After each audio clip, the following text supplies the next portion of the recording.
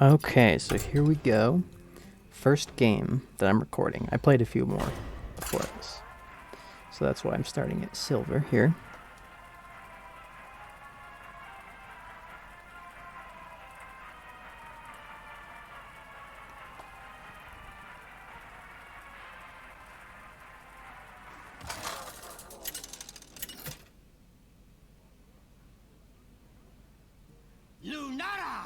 Alright, so we're up against Gul'dan.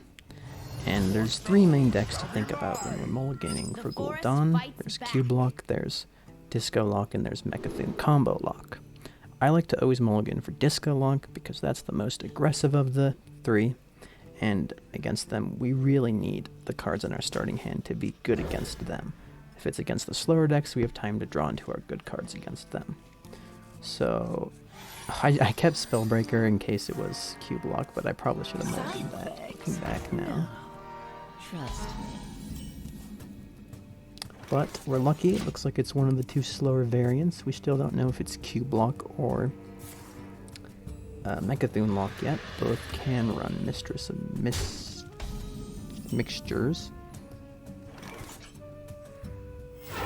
Let the pain speak to me.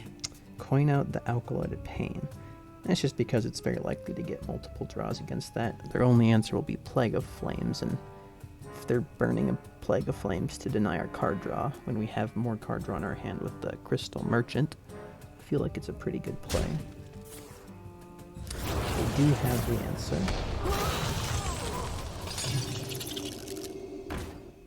And they play Beetle. And I don't think Cubelock or Mechathune lock run Beetle. So at this point I'm thinking it's probably a Reno deck. Because Reno decks can run the Beetle with ends off just like we do in our deck. I think we just go for the silence on the Void Caller. Your magic shall not save me. We don't get a draw off of the Merchant, but that's okay. I'd rather not have to deal with a big demon. Play Zilliax is pretty good against our 3 health guy. Go to the Meats with Tendril.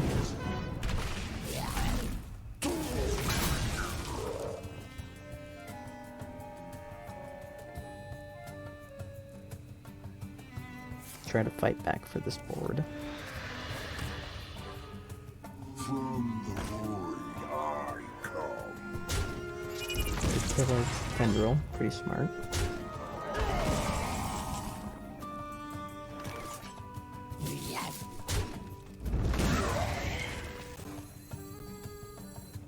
I'm debating whether I want a Branching Paths or Mishfin this turn.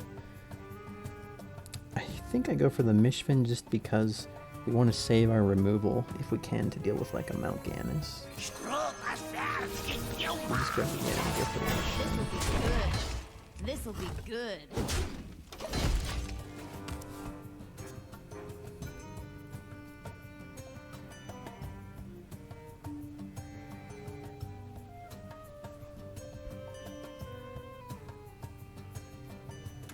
And so interestingly, at this point, they have played 2 Void Callers, so we know it's not a Reno deck.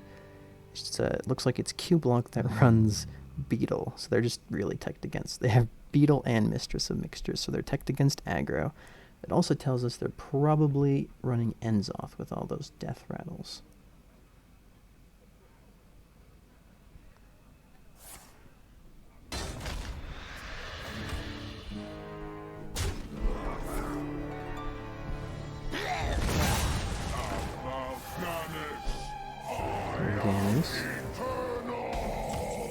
Here's where we're really glad that we kept our spells down, because now we can just level it up.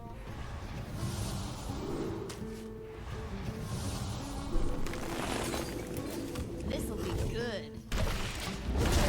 Remove that before they can cube it or copy it.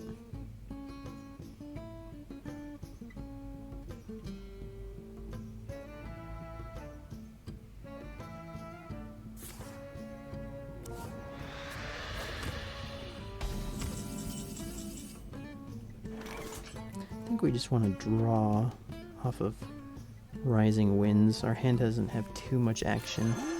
Usually... Oh, I see it. Okay, I go for Ram Loathstab.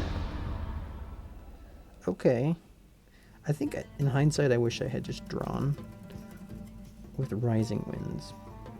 But this is okay. It puts some stats on the board. It's a little vulnerable because our Bran could die. And sure enough it does. I think at this point I hadn't realized that they weren't a Reno deck. Or no, I had. Huh. Their deck is just really weird. They run that guy, and Beetle, and Mistress, but 2 Void Callers, so it's probably not Reno. I'm not sure what to make of their list.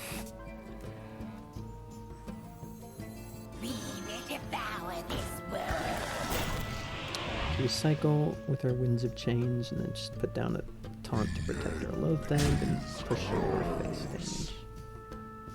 There might have been a consideration to Zola Loathstab, but there's better targets for Zola in our deck. Even in our hand, we have better targets.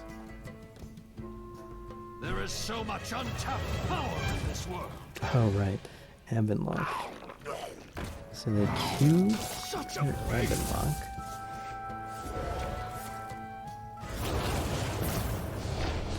Move our board with their second Plague of Flames. Now they have 1 Prime in their deck and they're ready to make 2 more. I think we just go for Tyrion here. Makes our ends off a bit more powerful. Oh right. Okay, so we decided to draw in case we have Elise specifically, and we drew into her, which is excellent. So we duplicate our hand. I think we played Zephyrus. I think we're still going for Tyrion, and we just want the body on the board. Yeah. Good Tyrion. Good job, Zephyrus.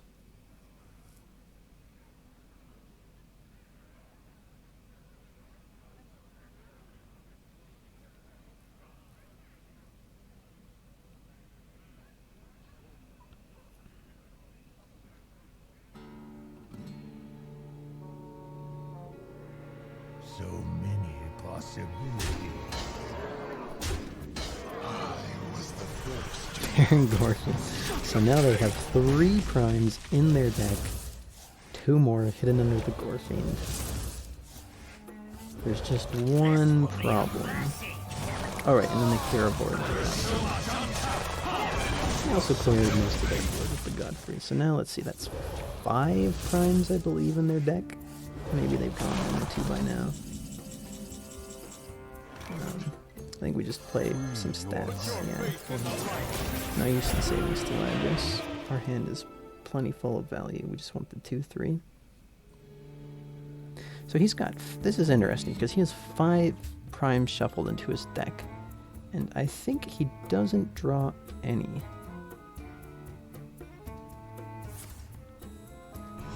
Right, he just plays Sense Demons. And the prime is not a demon, so he can't draw into it. I wonder if he would have life tapped if this game would have gone differently. But basically, he just draws with Sense Demons, doesn't put in anything on the board, and with that, we just have lethal with Zephyrus. Which is pretty sad, because this would have been a cool game if he had played out his 5 primes. Would have been interesting to see who had more value. Okay, so he does clear with the Dark Skies, but still... Alright, okay. We just ends off. You want to play the one that's not created by Elise, in case he forgets that we have another one in hand. Push 5. And so, okay, this is what was so crazy about the game. Not only did he not draw any last turn, but this turn, after he's thinned his deck with his Sense Demons, I think he still doesn't draw any. He just plays Void Lord.